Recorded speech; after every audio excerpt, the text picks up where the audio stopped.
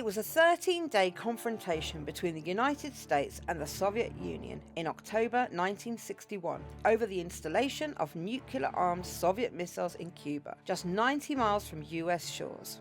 The crisis, which could have led to a nuclear war, was diffused by an American naval blockade of Cuba and the removal of the Soviet missiles from the island. This is a key turning point in the Cold War, which you need to be familiar with for your exam. Hi there and welcome to The History Teacher. This revision video covers superpower relations and the Cold War, 1941 to 1991, from the GCSE Edexcel 9-1 course. Hopefully you'll also find it useful if you're studying any of the other exam boards, or if, like me, you just love history. Hi there guys, you will remember that the Bay of Pigs invasion had left the relationship between the USA and the USSR at an all-time low. The invasion had been a humiliation for the USA and had only served to strengthen the relationship between Cuba and the USSR. Just a few weeks later, on the 16th of October 1962, a U-2 spy plane flying over Cuba took photographs of launch pads for medium-range ballistic missiles. These had the capacity to launch nuclear bombs at American cities.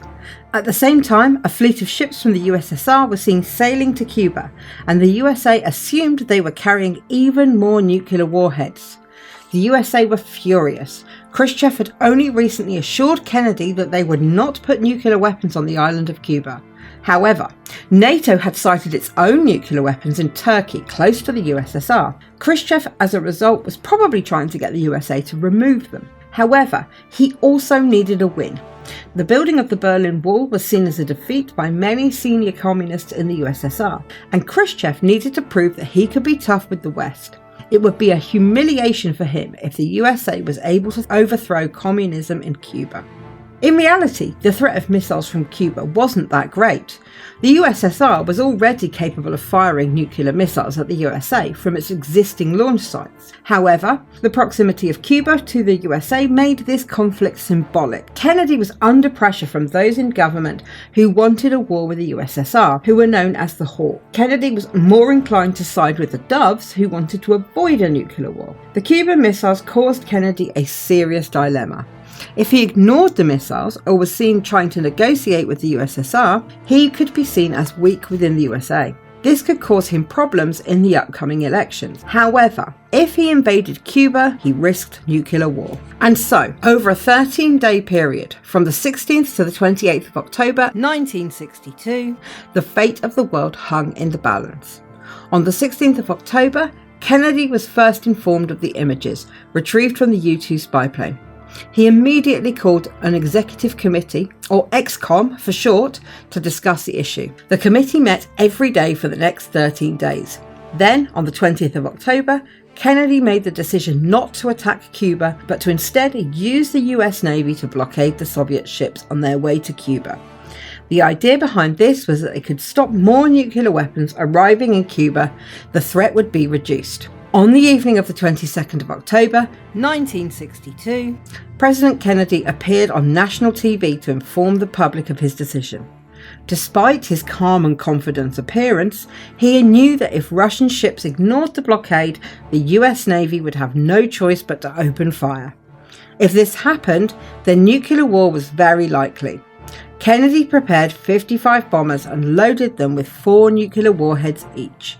On the 24th of October, Khrushchev made an announcement that the USSR would ignore the blockade because they saw it as an act of aggression. The future of the world hung in the balance, and people were terrified. Researchers at Harvard have recently estimated that if the crisis had led to a nuclear war, the death toll would have been around 200 million people. Later on the same day as Khrushchev's declaration, the ships approached the blockade. Then, they turned around and headed for home. Dean Rusk, the US Secretary of State, is reported to have said to Kennedy, "I think the other guy just blinked." He meant that the Soviets had chickened out first. However, the problem remained that Cuba had an unknown number of nuclear missiles just off the coast of the USA. So, on the 26th of October, the White House received a telegram from Khrushchev, which said that if the USA agreed not to invade Cuba, he would remove the missiles. However, before anyone could respond, another telegram arrived also from Khrushchev. This time he said he would remove the missiles if the NATO nuclear weapons in Turkey and Italy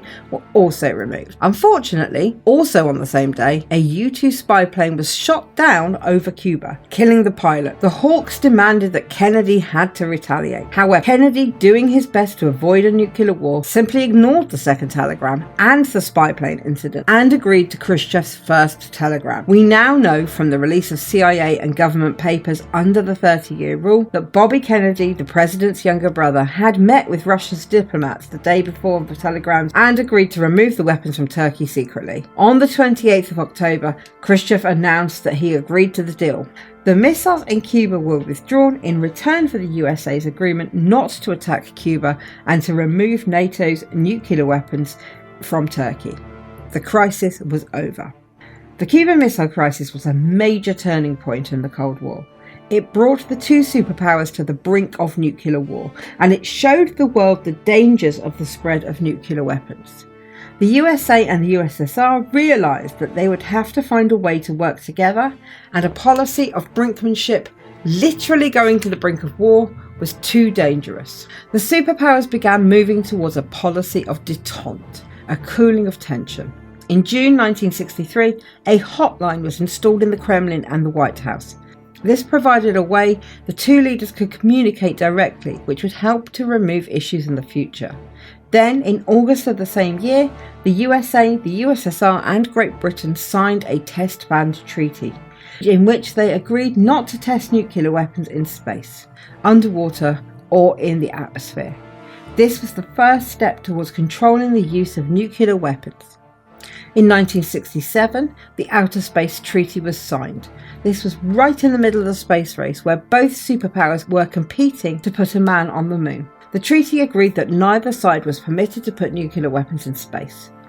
Finally, in 1968, the Nuclear Non-Proliferation Treaty was signed. In it, countries who had already developed nuclear weapons agreed not to share the technology with other countries, therefore stopping the spread of nuclear capability to other nations. In many ways, the Cuban Missile Crisis made nuclear war less likely. The outcome for the two leaders, however, was vastly different. Kennedy hugely benefited. He showed himself to be a strong leader, not only in confronting Khrushchev, but also in standing up to the hawks within his own government. The American public really liked the way he dealt with it, and he became a popular leader. For Khrushchev, though, the outcome was very different. He claimed victory, declaring that his actions had prevented the invasion of Cuba and a worldwide nuclear war. However, his decisions were not popular in the USSR, especially among the military, who saw him as weak for not breaking through the naval blockade. The Cuban Missile Crisis was a major reason for Khrushchev's dismissal in 1964. Okay, that's everything you need to know about the Cuban Missile Crisis and its consequences. Let me know in the comments what you thought of it, and don't forget to check out my website for worksheets and revision guidance. That's everything for today. Thanks for watching, and I will see you next time.